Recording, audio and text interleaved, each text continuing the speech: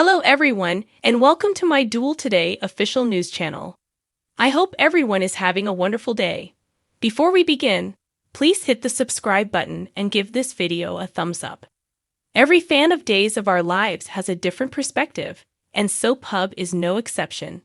We watch the good, the terrible, and everything in between for 5 days. Now, we present to you a helpful summary and a lighthearted assessment of the Days of Our Lives week that was.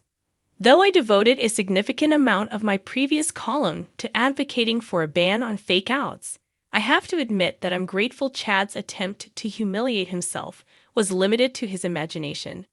Asterisk, the character keeps getting worse and worse, and even while I know the writers aren't trying to create a reconciliation between Stephanie and Everett, I can't help but hope for one. When Everett finds out about all the skeletons in Doug and Julie's closet, he won't be at all surprised. Exemplar of virtues behind my back. How strange that after bonding with the infant in earlier episodes, Sloane is suddenly finding it difficult to comfort and connect with him, in sharp contrast to Eric, the kid's biological parent. Asterisk, shouldn't Abby have known that Steve was out of town, considering that he now lives with a family? And you're trying to tell me that John didn't get to spend his first Thanksgiving with his just-found father, who, let's be honest, might not be around for much longer. Speaking of Abe, the hospital scenes where he consoles Nicole, his bonus daughter, are the stuff that great soap operas are made of. Although I could totally support Stefan and Ava working together, I don't like how Ava is being portrayed here as some sort of unfortunate victim, a damsel in distress under the control of a big bad like Clyde Weston. As evidenced by her most recent murder of Gil, Ava is neither a shrinking violet nor a heroic. Asterisk, instead of starting by summarizing his feelings following Abby's death, Chad might have introduced himself to EJ as a guy who had also lost a kid. Why did he have to do that? Not insignificantly, but why haven't EJ and Nicole in particular brought up the fact that they have already lost 2 babies? Fans of Days are led to believe by spoilers that Ava may be held accountable for her shooting of Gil. She appears anxious. Harris seemed concerned. Clyde is also curious about what will happen. On the other side, we're not too bad. When was the last stunning blonde woman in Salem sentenced to prison? Abigail killed Ander without having to pay for it. Jennifer was not held accountable for running Gwen down.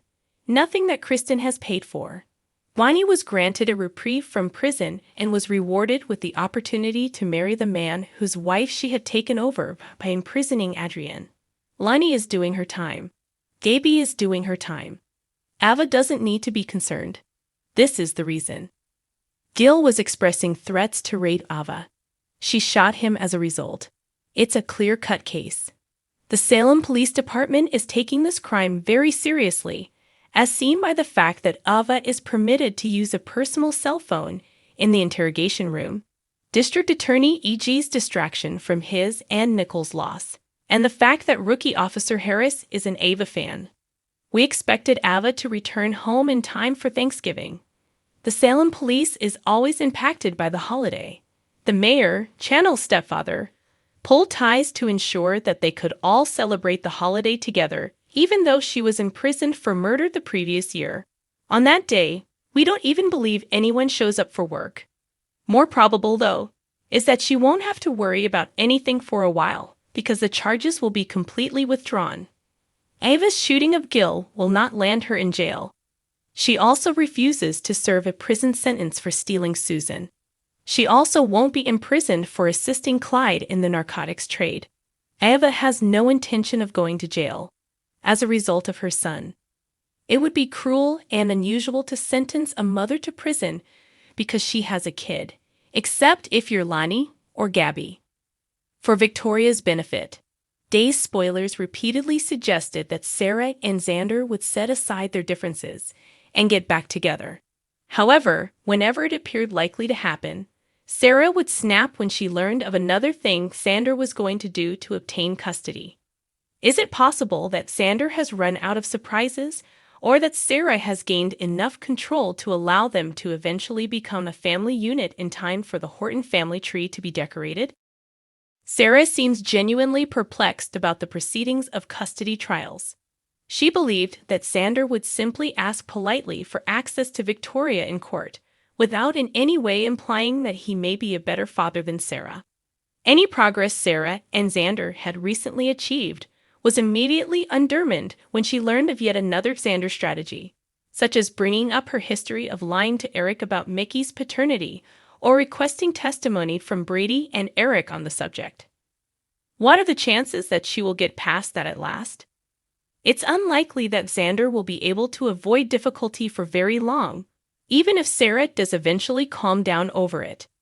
She has already shown him a great deal of forgiveness, even for actual crimes like kidnapping and baby switching. Even if it's just a jaywalk, what he does next might be the thing that finally persuades Sarah that she and Xander are not meant to be together. However, past events have demonstrated that Sarah will ultimately pardon Xander for it as well. If only for Victoria's benefit, it would be wonderful if she managed to process all of her feelings by Christmas time, allowing their little angel to enjoy her first holiday with her grandparents and both of her parents. And the eerie Greek guy who planned her abduction before feigning her rescue. One large, joyful family only. Even if Marcy Walker hasn't graced the daylight canvas in a while, her name still makes admirers happy all across the world, which is a fact worth acknowledging. The significant accomplishment that the former actress is about to celebrate is equally wonderful. And the reason for that is that, having been born in Paducah, Kentucky, on November 26, 1961, this adored performer is turning 62 years old today. Walker joined the cast of ABC's All My Children in 1980, following her stage debut in a Great Performances episode. She portrayed Lisa Colby, the adolescent cruel girl who damaged a rival's reputation, made up accusations of rape against a classmate, and lost her boyfriend to her own mother from 1981 to 1984. Walker found herself playing the romantic heroine Eden Catwell, who would eventually take center stage on NBC's Santa Barbara, after leaving the role in an attempt to pursue other chances. Walker was fire all by herself. Walker, however, really took off when cast opposite Cruz Castillo, played by Martinez. Walker was nominated for 3 Daytime Emmy Awards for her performance on the serial, and in 1989, she won the Outstanding Lead Actress trophy for a storyline in which Eden was raped in a graphic sexual assault narrative. Walker kept taking acting jobs while she was employed by Santa Barbara. During the early 1990s, she starred in several made-for-TV films, such as Bar Girls, 1990, The Return of Desperado, 1988, Perry Mason, The Case of the Desperate Deception, 1990, and Babies, 1990. Walker moved out of Santa Barbara in 1991 to play the lead in the television series Palace Guard, 1991 to 1992. In 1993, she made a comeback to daytime television with Guiding Light. Tangy Hill, her persona, never did, however, really take off with the audience.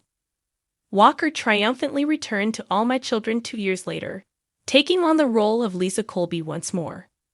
She was matched with the naughty Adam Chandler, played by David Canary, for her second stint on the show. Walker played the role until 2005, when he announced his official acting retirement. Since 1999, Walker and Doug Smith have been wed.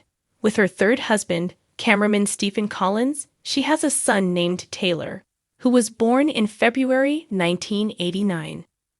Wishing Marcy Walker many more happy birthdays, Soap Hub extends its warmest wishes. Thanks for watching. If you like this video, so please don't forget to subscribe my channel and don't miss any updates.